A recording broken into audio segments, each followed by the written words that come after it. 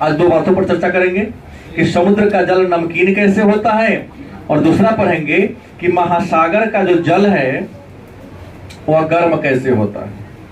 तो सबसे पहले तो जान लीजिए कि आपको मैंने बताया था और आप लोग जानते हैं पहले से भी, हमारे बताने से पहले से भी, कि हमारी पृथ्वी कैसी है, गोल है। पूर्ण गोल तो नहीं है लेकिन लगभग गोल है, और पृथ्वी जो लगभग गोल है इसको कहते हैं लवधक्ष गोलाकार कहते हैं। आपको एक बात को बता दिया गया होगा कि हमारे पृथ्वी पर ऊर्जा का एक ही स्रोत है, उस स्रोत का नाम क्या है? सूर्य। तो सवाल है कि सागर के जल का तापमान कहाँ ज्यादा होगा, कहाँ कम होगा। तो सबसे पहली बात तो ये हो गया कि समुद्र का जल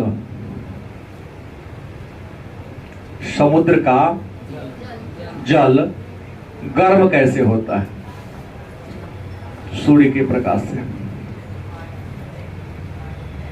किससे? सूर्य के प्रकाश से ही समुद्र का जल, समुद्र का पानी गर्म होता है। यदि सूर्य का प्रकाश न मिले पृथ्वी को, तो पृथ्वी पर जीवन की कल्पना करना संभव नहीं है। इस बात को मानते हैं आप लोग? अगर ठंडी के महीना में 5 से 7 दिन तक सूर्य दिखाई नहीं देता है तो लगता है कि जीवन का अंत हो जाएगा। पेड़ पौधा पीला होने लगता है, पत्तियां झड़ने लगती है। वाष्पीकरण की दर को कम करने के लिए पेड़ पौधा अपना पत्तियां गिरा देती है। तो प्रश्न, समुद्र के जल को सूर्य का प्रकाश क्या करती है? गर्म करती है। और समुद्र के जल का मापन कैसे होता है? समुद्री जल के अगर ताप मापन की बात करें कि समुद्र के जल के ताप का मापन हम कैसे करेंगे, इसको ताप को मापने वाला एक यंत्र है, उस यंत्र का नाम है स्वतः लेखी यंत्र। स्वतः लेखी यंत्र। स्वतः लेखी यंत्र की सहायता से समुद्र के जल का तापमान मापा जाता है। अच्छा, एक बात हमारे सारे बच्चे बहुत बढ़िया से जानते हैं कि हमारे पृथ्वी अपने अक्ष पर कितना झुका हुआ है। कि गलती पढ़ाया हूं? कक्षा में 66.5। इस झुकाव के कारण एक बात बताया हूं कि सूर्य का प्रकाश उत्तरी गोलार्ध में कर्क रेखा और दक्षिणी गोलार्ध में, मतलब सूर्य का प्रकाश लंबवत कर्क रेखा और मकर रेखा के बीच ही चमकता है या बढ़ता है। गलत कि सही? अच्छा, ये बात तो आपको पता है कि हमारे धरती पर 5 बड़े बड़े महासागर हैं। इसमें आप आएंगे यहाँ पर किनारे पर, यहाँ क्योंकि पृथ्वी क्या है, गोल है, नाम है प्रशांत महासागर, याद होगा। और यहाँ जो महासागर है आर्कटिक महासागर है, और यहाँ जो इस आकृति की तरफ महासागर है अटलांटिक या अंध महासागर, और आपका यहाँ जो है वह हिंद महासागर है, और यहाँ जो है दक्षिणी महासागर है। अगर आप मानचित्र देखो तो यही कंडीशन है बाबू। तो आप समझिए गर्म कैसे होता है। तो सूर्य की किरणें हमेशा कर्क रेखा और मकर रेखा पर चमकती हैं। कर्क और, तो यहाँ कर्क और मकर के बीच प्रशांत महासागर का भी चला जा रहा है, अटलांटिक का भी चला जा रहा है, हिंद महासागर का भी चला जा रहा है, और दक्षिणी महासागर का भी कुछ हिस्सा पड़ जा रहा है। तो जब सूर्य की किरणें समुद्र पर क्या पड़ेगी? लंबवत पड़ेगी। क्या पड़ेगी? लंबवत पड़ेगी, सीधी पड़ेगी। तो क्या होगा? यहाँ का जल क्या होगा? गर्म होगा। जब पानी पर सीधा सूरज का प्रकाश पड़ेगा तो जल क्या होगा? गर्म होगा। क्या होगा? लेकिन यहाँ पर जब जल गर्म होगा तो यहाँ पर 2 प्रकार की धारा उत्पन्न होगी। कुछ जल गर्म होकर कहाँ जाएगा? सीधा ऊपर वायुमंडल में जाएगा। कि जाएगा कि नहीं जी? क्या कहेंगे इस प्रक्रिया को? वाष्पीकरण। क्या कहेंगे? तो कुछ पानी गर्म होकर ऊपर जाएगा, इसको वाष्पोत्सर्जन नहीं कहेंगे। क्या कहेंगे? लेकिन जब जल गर्म होगा यहाँ का, तो यहाँ का जल हौला हो जाएगा। हौला होकर जल धीरे धीरे लंबित, ये तो हो गया लंबवत हो गया। क्षैतिज भी जाएगा, ऊपर जाएगा, ऊपर जाएगा कि नहीं जाएगा? मतलब यहाँ का जल गर्म होकर निम्न अक्षांशों का जल गर्म होकर उच्च अक्षांशों की ओर जाएगा। मतलब कुछ इधर भी आएगा, कुछ इधर भी जाएगा, ऊपरे ऊपरे लेकिन जाएगा, जान लीजिएगा, नीचे नीचे नहीं आएगा। यहां पर तो सूर्य का प्रकाश कभी लंबवत पड़ता ही नहीं है, और जब लंबवत सूर्य का प्रकाश नहीं पड़ेगा तो क्या होगा? यहाँ पानी ठंडा होगा। तो ठंडा चीज क्या होता है? भारी होता है। गर्म चीज क्या होता है? हौला होता है। तो यहाँ गर्म होकर ऊपर ऊपर ऊपर इधर गया, उत्तर और दक्षिण, तो ऊपर चला गया, तो जहां जाएगा वहां के पानी को गर्म करेगा कि ना करेगा? करेगा। तो यहाँ का पानी जब इधर जा रहा है, कुछ ऊपर जा रहा है, तो यहाँ कुछ ना कुछ गहरा जरूर हो जाएगा, पानी हटेगा। तो इधर का पानी, उत्तरी ध्रुव का तरफ का पानी और दक्षिणी ध्रुव तरफ का पानी जमीन के नीचे अंदर अंदर पानी के नीचे से दबकर कहाँ चलाएगा? यहाँ का पानी क्या होगा? ऊपर की ओर जाएगा। फिर ये गर्म होगा, गर्म होकर इधर जाएगा, फिर नीचे से पानी क्या होगा? ऊपर आएगा। और इस तरीका से समुद्र का पानी क्या होता है? और सूर्य के प्रकाश समुद्र के अंदर मात्र 200 मीटर तक ही गर्म कर सकता है। 200 मीटर के नीचा समुद्र का पानी सूर्य के प्रकाश से गर्म नहीं होगा। 200 मीटर से हाँ, फिक्स है, उससे ज्यादा नहीं कर पाएगा वो, क्योंकि सूर्य फिर रहता है, फिर चला जाता है ना अलग क्षेत्र में। बात समझ गए? अब सवाल है, यहां चला गया, यहां चला गया, फिर कहिएगा सर इस जल के तापमान को प्रभावित करने वाला कारक कौन कौन है? तो याद रखिएगा, इस समुद्र के जल के तापमान को प्रभावित करने वाला कई गो कारक है। पहला तो आपका कारक हो जाएगा अक्षांश। क्या होगा? हमारे पृथ्वी के ऊपर पश्चिम से ऊपर या पूर्व से, पढ़ा चुका हूं, खींची गई काल्पनिक रेखा को क्या कहते हैं? सही बात है। और अक्षांश रेखाओं की संख्या 181 है। जैसे जैसे उत्तर की ओर जाते हैं अक्षांश रेखाओं की लंबाई कम होती जाती है, क्योंकि हमारी पृथ्वी भूमध्य रेखा पर फैला हुआ है, ध्रुव पर चिपटा है। राइट? तो अक्षांश रेखा सबसे पहले सूरज में समुद्र के जल को ताप को प्रभावित करती है। जो अक्षांश रेखा यहां होगा 0 डिग्री, यहां का पानी क्या होगा? ज्यादा गर्म होगा। और जैसे जैसे 0 डिग्री से हम 1 degree, 2 degree, 3 degree, 4 degree, 5 degree ऊपर की ओर जाएंगे या नीचे की ओर जाएंगे, तो समुद्र के जल का तापमान धीरे धीरे क्या होता जाएगा? क्या होता जाएगा? और विद्वान कहते हैं कि समुद्र के जल का तापमान अगर मान लिया कि 0 डिग्री पर 10 डिग्री सेंटीग्रेड है, तो 1 डिग्री पर 9.5 डिग्री सेंटीग्रेड होगा। मतलब हर एक अक्षांश रेखा को पार करने के बाद समुद्र के जल के तापमान में आधा डिग्री की गिरावट दर्ज की जाती, क्योंकि भूमध्य रेखा वह रेखा है जहां पर सालों भर सीधा प्रकाश पड़ता है। और जैसे जैसे भूमध्य रेखा से इधर जाएंगे 1 डिग्री, 2 डिग्री, 90 डिग्री तक हो ना इधर और 90 इधर, तो आधा डिग्री टेम्परेचर क्या होता जाएगा? घटता जाएगा। जब टेम्परेचर आपका आधा डिग्री घटता जाएगा, ठीक, तो समय आएगा 90 डिग्री पर यहाँ पर 45 डिग्री घट जाएगा। टेम्परेचर तो कभी 45 डिग्री होता ही नहीं है। जब कभी 45 डिग्री टेम्परेचर नहीं होगा तो यहाँ बर्फ ही ना जमेगा। क्या जमेगा? बर्फ ही बर्फ जमेगा। कि बर्फ के अलावा कुछ जमेगा? बर्फ जमेगा। तो यहाँ बर्फ है और इधर क्या है? पानी है। और ये गर्म हवा इधर जा रही, गर्म पानी इधर जा रहा है, तो इधर का पानी थोड़ा गर्म होगा तो बर्फ पर टूटेगा। अब बर्फ जब टूटेगा तो समुद्र में तैरता हुआ बर्फ इधर की ओर आएगा। तो जब सब इधर की ओर आएगा, भूमध्य रेखा की ओर आएगा, तो जब ध्रुव से बर्फ टूटकर समुद्र की ओर आता है तो उस बर्फ के टुकड़ा को कहते हैं पलावी हिमशैल।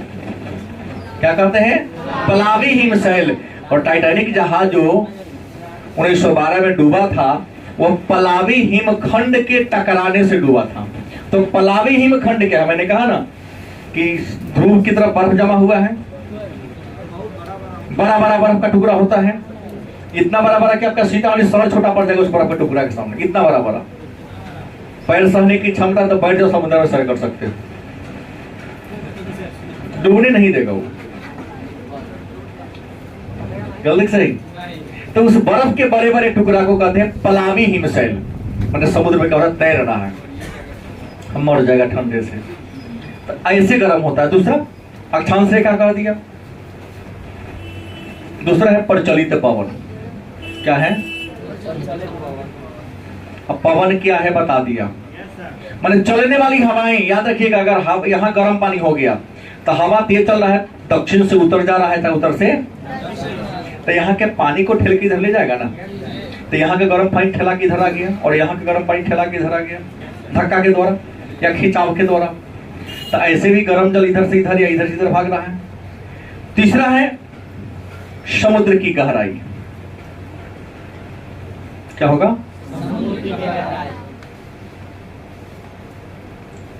समुद्र कम गहरा होगा जल्दी गर्म हो जाएगा। जैसे जो ना पोखरा में पानी कम रहा था तुरंत ही गर्म हो जाता है। नहीं होगा गर्म, काहे जल्दी गर्म होगा? कहीं देर से गर्म होगा, क्योंकि जैसे पानी गर्म होगा तो पोखरा के नीचे का धरती गर्म हो गया, और धरती गर्म होगा तो पानी ज्यादा गर्म हो ही जाएगा। और जो पोखरा ज्यादा गर्म होगा, सॉरी गहरा होगा, उसका पानी क्या होगा? देर से गर्म होगा। एक ऐसा नीचा ज्यादा गहरा होगा तो अंदर का गर्म नहीं होगा। नहीं, जो नदी लगातार चलती रहती है उसका पानी गर्म नहीं होगा। कहोगे क्यों?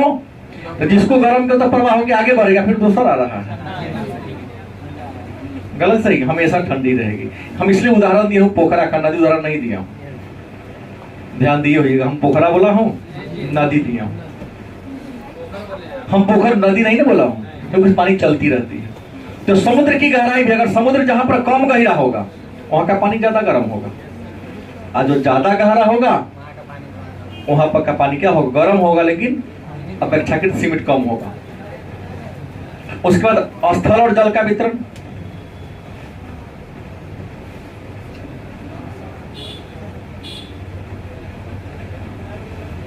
अच्छा, कुछ ऐसे देश हैं जो स्थल से सटा हुआ है। एक मिनट, कुछ ऐसे देश हैं जो स्थल से क्या है? सटा हुआ है, और कुछ ऐसे देश हैं जो स्थल से क्या है? काफी दूर है। जो समुद्र किसी स्थल से सटा हुआ नहीं हो उसका पानी अपेक्षाकृत ज्यादा ठंडा होगा, और जो समुद्र धरती से सटा होगा उसका पानी थोड़ा सा ज्यादा गर्म होगा। क्यों?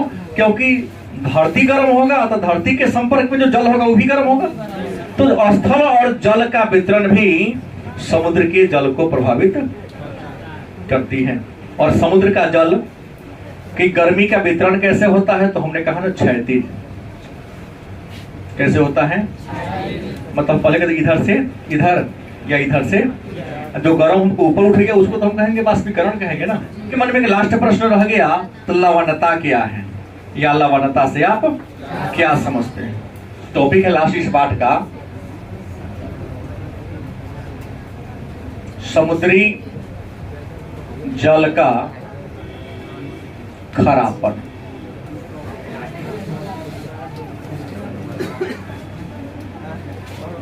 जितना का बढ़िया है ना बैच में है।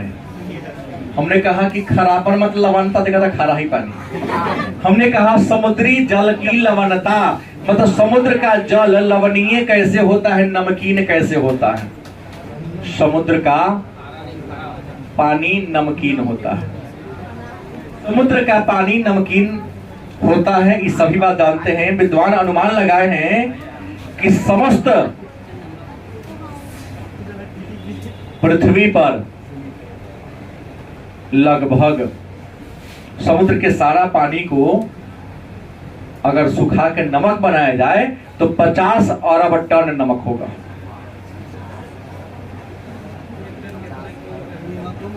मतलब 5 महासागर है, इन 5 महासागर के पानी में जितना नमक है उन सभी नमक को अगर निकाल दिया जाए तो हमारी धरती पर कितना 50 अरब टन क्या बनेगा? नमक बनेगा। मतलब नमक की कमी अभी कितना पुष्ट तो चलेगा। समुद्र के जल में लवणता का मूल कारण है गंदगी। इंसान पैदा होगा तो गंदगी और पैदा करेगा, गंदगी पैदा करेगा, वो गंदगी समुद्र में जाएगा, वह समुद्र का पानी क्या होता रहेगा? नमकीन होता है। तो समस्त परिस्थिति पर कितना नमक है? 50 अरब टन नमक है। और एक एवरेज बात करते हैं तो समुद्र की औसत लवणता 35 प्रति 1000 ग्राम है। समुद्र के जल की औसत लवणता कितनी है? 35 प्रति 1000 ग्राम। मतलब 1 लीटर समुद्र के पानी में नमक कै ग्राम होता है? 35 ग्राम नमक पाया। अगर एक रहता प्रतिशत कहते आप लोग, लेकिन 2 आ गया तो क्या हो गया? प्रति 1000 ग्राम। नमक का रासायनिक नाम क्या है? तो NaCl, सोडियम क्लोराइड। नमक का रासायनिक नाम क्या है? NaCl, मतलब सोडियम क्लोराइड। समुद्र के जल में नमक कौन होता है? तब पहला बात है सोडियम क्लोराइड। कितना है? सोडियम क्लोराइड की बात करते तो समुद्र के जल में 27.2% सोडियम क्लोराइड है। क्या है? सोडियम क्लोराइड कितना है? 27.2%। दूसरा मैग्नीशियम क्लोराइड, मैग्नीशियम क्लोराइड, और मैग्नीशियम क्लोराइड की मात्रा है 3.8%। तीसरा है मैग्नीशियम सल्फेट, मैग्नीशियम सल्फेट, और मैग्नीशियम सल्फेट कितना है? तो 1.7%। चौथा है कैल्शियम सल्फेट,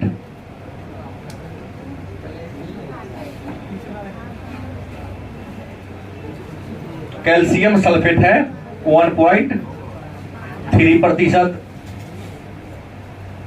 5 है पोटेशियम सल्फेट,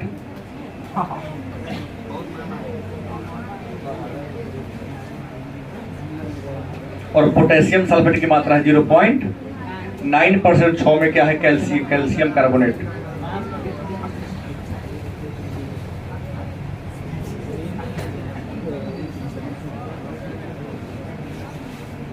और इसकी मात्रा है 0.1%। तो समुद्री जल में सबसे कम क्या है? तो कैल्शियम कार्बोनेट, याद रखेंगे। और सबसे अधिक क्या है? अब सवाल ये उठता है कि मतलब समुद्र का जल लवणीय कैसे होता? लवणीय होने का कारण क्या है? खरापन होने का, यही मतलब जानना चाह रहे थे। तो मान लो कि हो गया आपका सी, समुद्र, और इधर क्या हो गया? हमारा स्थल मंडल। तो स्थल पर तो बहुत सारी नदियां हैं कि नहीं है? बहुत सारी नदियां हैं। सभी नदियां एक दूसरे से क्या है? जुड़ी हुई है। और सभी नदियां किसी न किसी शहर से, गांव से, बस्ती से होकर गुजरती हैं। और जितने भी कल कारखाने हैं वो सभी कल कारखाना का जो कचरा होता है वो सभी कचरा अंतिम रूप से नदी में ही प्रवाहित किया जाता है। तो ये जो कचरा जाता है, चाहे वो घरेलू कचरा हो, लैट्रिन बाथरूम का कचरा हो, औद्योगिक कचरा हो, मेडिकल कचरा हो, यह सारा कचरा सड़ गल कर क्या बनाता है? नमक बनाता है। क्या बनाता है? अब प्रश्न है तो नमक जो ज्यादा कहां होगा? तो जहां पर समुद्र का पानी गिरेगा ना, वहां का पानी ज्यादा नमकीन होगा। लेकिन जहां वो दूर होगा वहां पर नमकीन थोड़ा सा क्या होगा?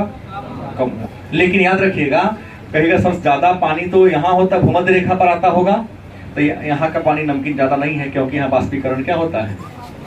ज्यादा होता है, क्योंकि सूर्य का प्रकाश सीधा पड़ता है। यहाँ का पानी गर्म होकर इधर चल जाता है। 45 डिग्री पर जो समुद्र है, 45 डिग्री अक्षांश रेखा के आसपास का जो समुद्र है, उसका पानी क्या है? ज्यादा नमकीन होगा। दूसरी बात, जो समुद्र किसी देश से सटा होगा उसका पानी ज्यादा नमकीन होगा, और जो समुद्र किसी महादेश या देश से सटा हुआ नहीं है, होगा, लेकिन क्या होगा? कम होगा। इसलिए महासागरों की औसत कितनी है? 35 प्रति 1000 ग्राम। प्रशांत महासागर की लवणता कम है, अटलांटिक महासागर की ज्यादा है, भूमध्य सागर का और ज्यादा है, अरब सागर का और ज्यादा है, और सबसे ज्यादा लवणीय जो है वो ये है मृत सागर और टर्की का वांझिल। टर्की के वांझिल में तो लगभग लवणता 235 ग्राम है। 1 लीटर पानी में लगभग 1.25 ग्राम नमक मिल जाएगा।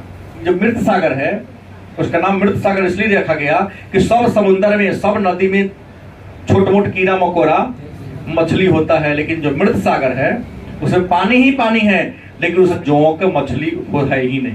कुछ भी कीड़ा मकोड़ा, सांप, कुछ भी नहीं रहेगा उसमें। क्यों नहीं रहेगा? तो उसमें 1 लीटर पानी निकालो तो नमक की मात्रा होती है 238 ग्राम, मोटा मोटी 250 ग्राम। माने 1 लीटर पानी में नमक कितना मिलेगा?